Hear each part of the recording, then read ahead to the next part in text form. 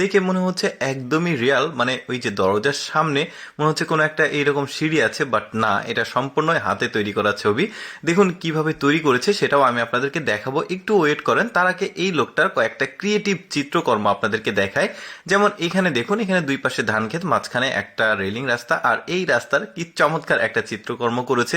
একদমই মানে বোঝার ক্ষমতা নাই যতক্ষণ না আসলে ওই পানি দেয়। দেখুন এখানেও করেছে, এটা অবশ্য কিছুটা বোঝা যাচ্ছে, বাট প্রশংসনীয় কাজ আর কি। দেখুন এখানে একটা বাঘের ছবি আঁকিয়েছে, কুকুরটা দেখে ওইদিকে দৌড় দিয়েছে।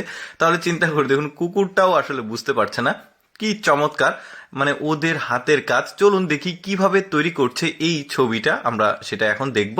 দেখুন এই যে দরজার সামনে একটা সিঁড়ি আঁকাবে, সিঁড়ির পাশাপাশি সে কিন্তু মানে ওই আশেপাশের যে পরিবেশ, এনভায়রনমেন্ট, সেটাও করবে। কিভাবে করছে দেখুন, কতটা প্রতিভা থাকলে, কতটা প্র্যাকটিস থাকলে একটা মানুষ এত চমৎকার একটা মানে অঙ্কন করতে পারে ছবি।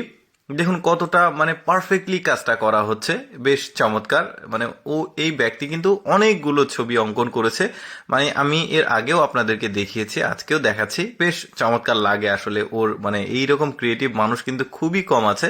মানে কতটা মানে ক্রিয়েটিভ হলে একটা মানুষ এইরকম চমৎকার চিত্রকর্মগুলো অঙ্কন করতে পারে, আমার কাছে বেশ ভালো লেগেছে। দেখুন এই যে সিঁড়িটা আঁকালো, তার পাশে মেঝে আঁকাচ্ছে, তারপরে এই পাশে কয়েকটা পিলার, মানে ছয়টা পাঁচটা পিলার আঁকিয়েছে। তারপরে দেখতে পাচ্ছেন ব্যাকগ্রাউন্ডের যে রিয়াল না, মানে আঁকানো ছবি, আমার কাছে খুব ভালো লেগেছে। দেখুন অনেকটা হয়ে গেছে, এখানে এখনো কিছুটা ফিনিশিং বাকি আছে।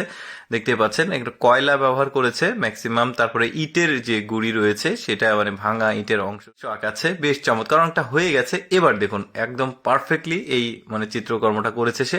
তা দেখুন এই কুকুরটা হেঁটে আসছে এই রাস্তা দিয়ে, তো সামনে সে সিঁড়ি দেখতে পেয়েছে, সে কিন্তু সিঁড়িকে অবলম্বন করে নিচে নেমে আসবে। মানে চিন্তা করুন, কুকুরটাও বুঝতে পারেনি এখন সে এই পুরো তার এত কষ্ট করে চিত্রকর্ম করাটা, এটা আবার পানিতে মুছে দিবে। যাই হোক দর্শক, কেমন লাগলো এই ক্রিয়েটিভ লোকের এই চিত্রকর্ম অবশ্যই কমেন্ট করে জানাবেন। আর এইরকম ভিডিও